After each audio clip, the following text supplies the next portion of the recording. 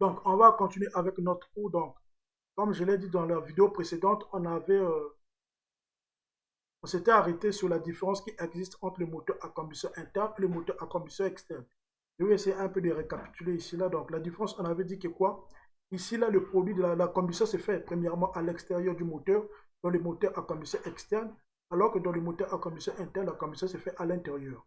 Ça, c'est premièrement. Deuxièmement, on avait également dit que ici, là, le produit de la combustion, qui est l'énergie thermique, donc dans le moteur à combustion interne, le produit de la combustion est directement exploité pour produire le travail mécanique, alors que dans le moteur à combustion externe, l'énergie thermique est exploitée pour faire bouillir un liquide, afin de nous produire la vapeur pour qu'on puisse utiliser cette vapeur pour produire de l'énergie mécanique. On avait également dit que dans le moteur à combustion interne, le fluide qui fait le travail, c'est l'énergie thermique, alors que, c'est-à-dire le produit de la combustion. Alors que dans le moteur à combustion externe, ce n'est pas le cas. Ce n'est pas le produit de la combustion, c'est-à-dire que l'énergie thermique qui fait le travail, mais au contraire, c'est la vapeur qui produit le travail. Donc, on avait également dit que les liquides qui fait le travail dans le moteur à combustion interne, c'est l'énergie thermique, c'est-à-dire la chaleur, alors que dans le moteur à combustion externe, c'est la vapeur. Donc, c'est un peu ça en résumé. Donc, on va également voir les avantages et les inconvénients des différents types de moteurs qui existent, c'est-à-dire que les inconvénients des moteurs à combustion interne et les moteurs externes. Donc, ça, c'est quelques différences que j'ai essayé de vous présenter. Donc, c'est-à-dire qu'ici, ici, j'ai présenté par exemple les avantages et les désavantages des moteurs thermiques. Vous voyez, ça c'est par exemple pour le moteur thermique à combustion externe et ça c'est pour le moteur thermique ça c'est pour le moteur thermique à combustion externe. Ça c'est pour le moteur à combustion interne. Ici c'est une erreur ici. Et j'ai commis ici là. Ici il y a une erreur ici. Ici il y a une erreur. Ça c'est interne. Hein. Ça c'est interne qui est là. C'est pas externe, plutôt c'est interne. Ici c'est interne. Ici c'est interne. Attendez, je vais écrire. Ici c'est le moteur à combustion interne. Interne.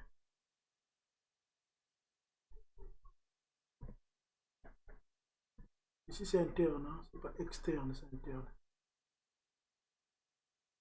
Ici c'est interne, excusez-moi ici. Ici aussi c'est interne. Ici aussi c'est interne. Interne. Ici c'est interne, c'est pas externe, excusez-moi. C'est une erreur ici. Donc c'est un peu ça. Si c'est interne, c'est pas externe. Par exemple, ici pour les avantages, on a ici par exemple le moteur à combustion interne présente par exemple une plus grande simplicité mécanique. Donc ici c'est une plus grande simplicité mécanique. Là-bas, c'est la complexité. C'est-à-dire, vous prenez seulement l'inverse pour les moteurs à combustion externe. Deuxièmement, on a une puissance de sortie plus élevée par unité de poids en raison de l'absence d'unité auxiliaire. C'est-à-dire que si vous voyez ici, dans le moteur à combustion interne, on n'a pas des unités, des unités auxiliaires telles que par exemple la vaisselle qu'on a pris là. Le récipient pour faire bouillir de l'eau, ça encombre beaucoup plus de place. On n'a pas besoin de pompes, de trucs comme ça, des générateurs, de trucs comme ça, des condenseurs, de trucs comme ça. Ici également, ça présente également un coût initial plus faible. Ici, il y a un meilleur rendement thermique au freinage, le fonctionnement à une température moyenne inférieure à la température auxiliaire, un démarrage plus rapide, ça démarre plus rapide.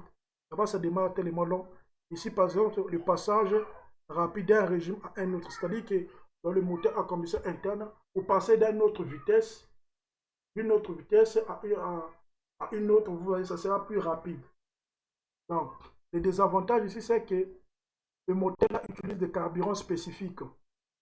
Alors que dans le moteur à combustion externe, on peut utiliser par exemple le charbon pour faire bouillir de l'eau.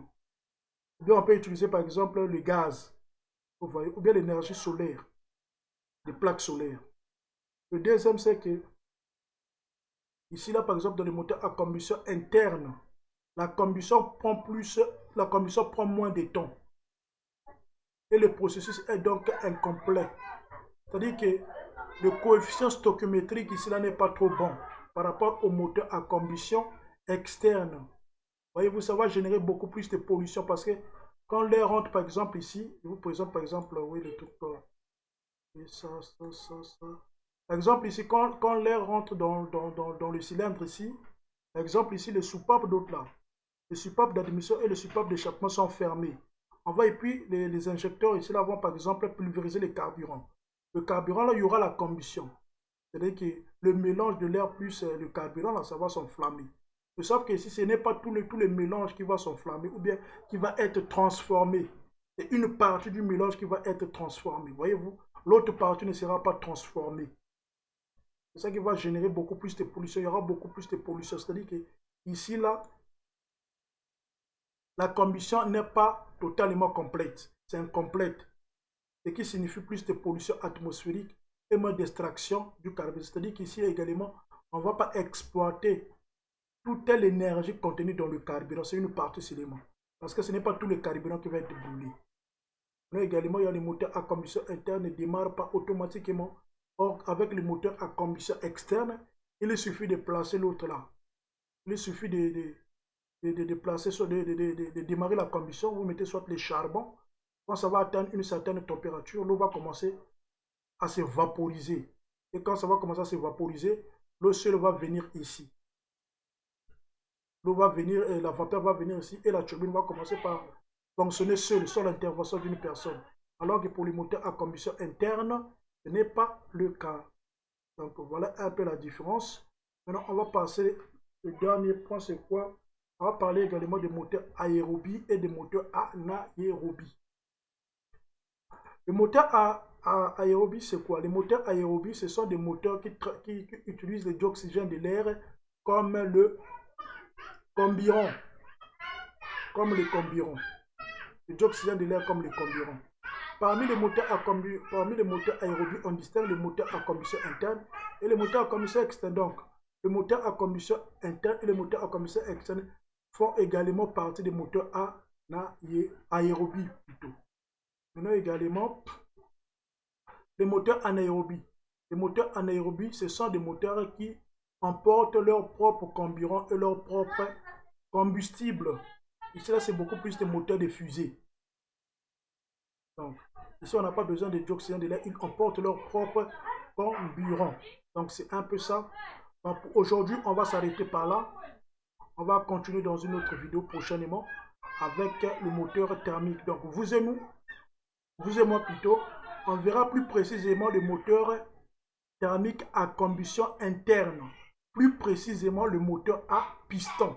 C'est ça qu'on va aborder avec vous dans la vidéo prochaine. Que le Seigneur vous bénisse richement. Merci beaucoup pour votre attention.